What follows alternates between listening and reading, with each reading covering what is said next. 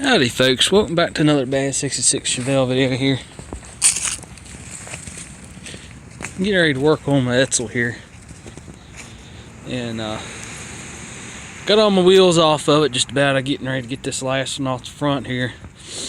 And working on doing the brakes on it and checking everything out. And I'm going to list a lot of these parts numbers so a lot of fellow edsel people out there that got cars or just like them like this, I'm gonna help y'all out because it's not a lot of information on these cars as far as the brakes, but I'm gonna help y'all out. The way I'm doing it is I think it'd just be better to do it this way because the brakes need completely done anyway. And we got 2.5-inch shoes on the front, and then we have 2-inch shoes on the back. And I'll get into a lot more details about these brakes on this car here in a little bit, but I'm gonna go ahead and pop this last wheel off this car here, and I'll let y'all see what I'm doing here. So the way I'm doing it is we're going to go through all the brakes, and at the same time I'm going to replace all the wheel bearings all the way around on this car. That way that much will be done, and I'm going to replace all the wear items as well, because once I do the brakes and the wheel bearings, I'm going to do the U-joints and the drive shaft, and after that I'm going to start going into the front suspension and getting that straightened out, because we got a lower ball joint on the driver's side that's pretty loose, but I'm going to go on and do all four. That way it'd be done right. But these are the Cooper tires I put on this car about a couple weeks ago. They're brand new, and I took this car down the road a couple times, and they ride pretty good. They don't ride bad at all. And I think the car, once we get the car straightened out a lot better, it'll ride even better. But let's pull these wheels off here. This is a 7/8 wheel lug here. So we're gonna go ahead and pull that off. The reason I'm pulling them off is I'm gonna replace the wheel bearings and all that good stuff on this car.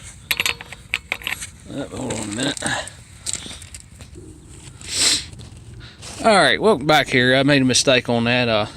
Our size is actually 13/16 for these lugs here, so we're going to go ahead and pop these off. And I got an impact here. I'm going to go ahead and get these on off.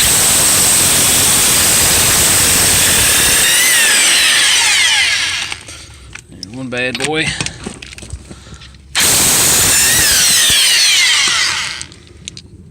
I got to be careful here. Hate using an adapter for it, but this is a 1/2 inch and my socket's a 3/8, so I gotta use that adapter. So that's why I'm using that.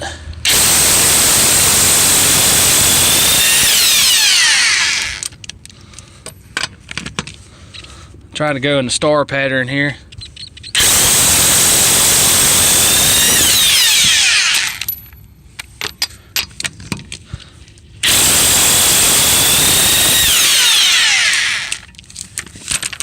Alright, we got them off. Go ahead and these are the 13/16. And set these in the car so we don't lose them.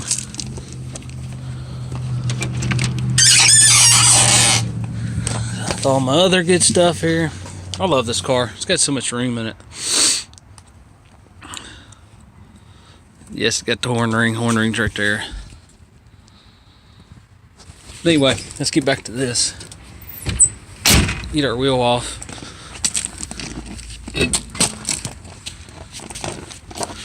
Love having the impact, makes it so much faster. We'll set a block under here so we can sit the car down on it. Get a couple boards and put under there. And of course our drum is stuck to our hub. The drum and the hub do separate, so don't worry about that. They're not riveted or nothing.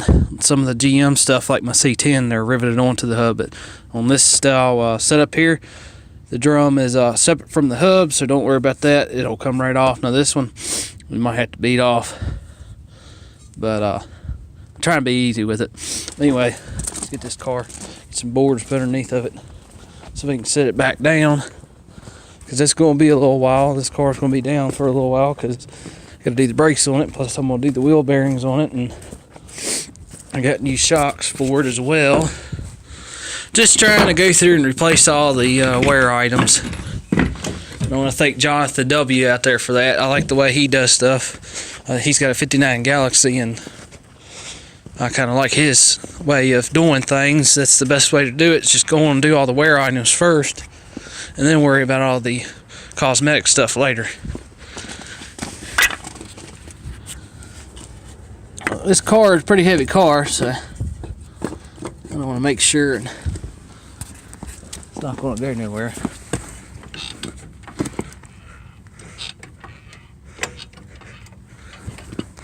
I just want to help y'all edsel fans out there, and a lot of people that own these cars. For some reason, they're like a mystery car. I don't know why. There's just not a lot of information on them. And I got to figure out something about the power steering on this car as well, because the pump, I'm hoping you can get a seal kit for it, and I'm pretty sure you can. I was looking online. I'll just have to verify that this is the correct one for it. But this car's got the factory power steering on it, and the pump and the lines need to be replaced, obviously, because they're dry rotted, but I'm going to have to look in that as well, so I can take it and get that all fixed up, because we got all kinds of leaks on it. Alright, welcome back here. Got the car sitting down now. Ain't going nowhere. I like to set it underneath the frame right there where it's good and solid, that way it don't move. And anyway, let's get this dust cap off here. Use a rubber mallet. That's the best thing to do, that way it doesn't destroy anything. Just hit it a couple times, rotate it, hit it a couple times, rotate it, they'll come right on off. Sometimes you can, there we go, come right on off like that. Set that to the side. Then we got a little cotter pin in here, you got to get that out. And this one has got a different one in it. But somebody's definitely been in here. So we'll pop this little cotter pin out, and we'll get something to bend that and get that out of the way. Oh, and these cotter pins here, they're a one-time use. Don't ever use these again. So once you pull them out, throw them away. Don't ever use them again. They're just a one-time use. So let me get this pulled out, and then I will get the nut off. Alright, so I got the cotter pin out. And as far as those cotter pins go, you can get them just about any parts store. There's really nothing special in this car here. You know, they're not nothing special, so you can pick them up at a parts store. But let's see how tight this side is. Now my passenger side I already pulled apart, so this one, look at that, loose. Yeah, that goes to show somebody's been working on this thing, because you don't want it so tight that it doesn't spin. But that's too loose. As I was noticing when I was rotating this drum, checking the play in it, it is quite a bit loose. And we got a spacer behind that nut there. That's this. This only goes one way.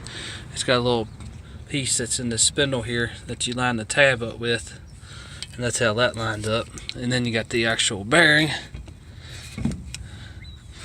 right here. And these might have been replaced. I'm not sure if these are aftermarket or not. I was thinking these cars had the actual ball bearing styles, but these might have been upgraded to the newer style, the needle bearings like this. And I will list the part numbers for these to make life a whole lot easier when you're getting bearings for these cars. And I always replace them on both sides. But you just take the drum. It's better to just pull it off as a whole assembly like this. And this is a good way too, if you got drum brakes and they're froze up and they won't rotate, pull it apart like this, and if you pull it off at the whole assembly, there's two bolts. There is a, well, never mind, that's not going to work on the front of this. But I was going to say, if it was a different style setup, the way the wheel cylinder is, it's got a big nut in it that bolts into the spindle. But if it had two regular bolts like it is on the back of this car, you take them two bolts out, undo the line, and then you can get in there, and if you can get a screwdriver, there's little pins that hold the brake shoes on the hold down spindles, the hold down pins. If you can take something like a screwdriver, pull them out just enough, then you can take a cut off wheel, cut them off, and you can just pull the whole assembly off if your brakes are froze up. That way you're not destroying nothing. Don't ever use a sledgehammer on these drums. That's not a good idea, because they're cast iron, you know, that doesn't mix. It's okay to tap them a little bit like a rubber hammer, but don't ever beat on them. Especially these hubs. These hubs are one of a kind. They don't reproduce them. So be really, really careful with these hubs. Alright, so I got the hub off. I got it sitting aside. It really doesn't look bad. Got the drum off. I think the drum's been turned at one time or another. Pretty sure. It's got a couple grooves in it, but nothing major. Anyway, we got the drum off. We got the whole assembly off. Now, keep in mind, like I said, these hubs do separate from the drums, so don't worry about that. It's better just to pull it off as a whole assembly and separate the two once it's apart. It's just easier that way. But now we got our brake shoe assembly exposed here, and I'm going to show y'all that these are 2.5-inch shoes indeed. And I see one mistake right here. There's somebody's been in here. This spring at the bottom is not installed properly. It's backwards. I don't know what they got going on here. It's actually supposed to be flipped around the other way, because this spring is supposed to be on top of this. That's what keeps this moving, this little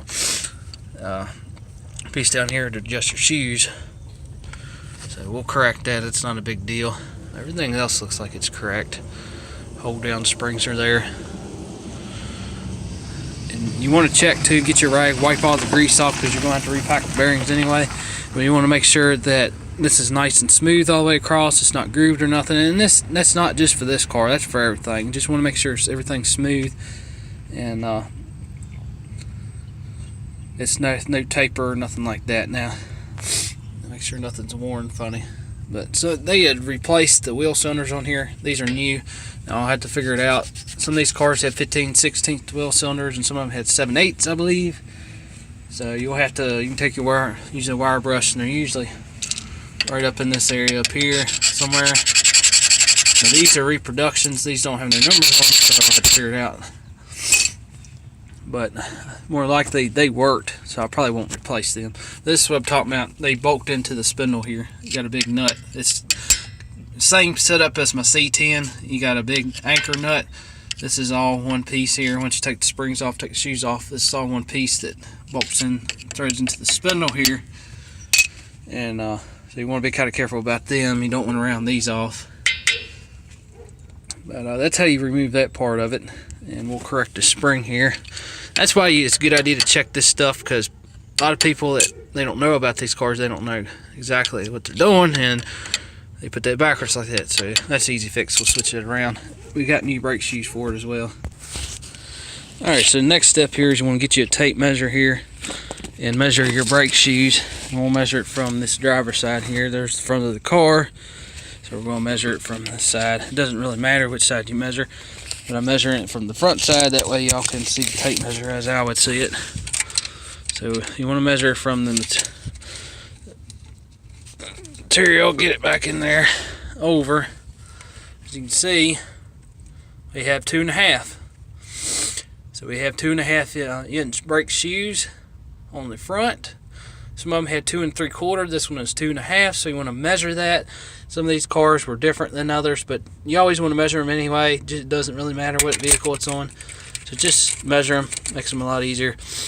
That way when you go to the parts place, it makes it a whole lot easier to get them. But these are what they call the 11 by 2.5-inch brake shoes. And on the back, they are 11 by 2.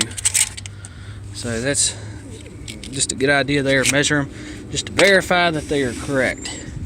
I will see you on the next part. Don't forget to like, comment, and subscribe.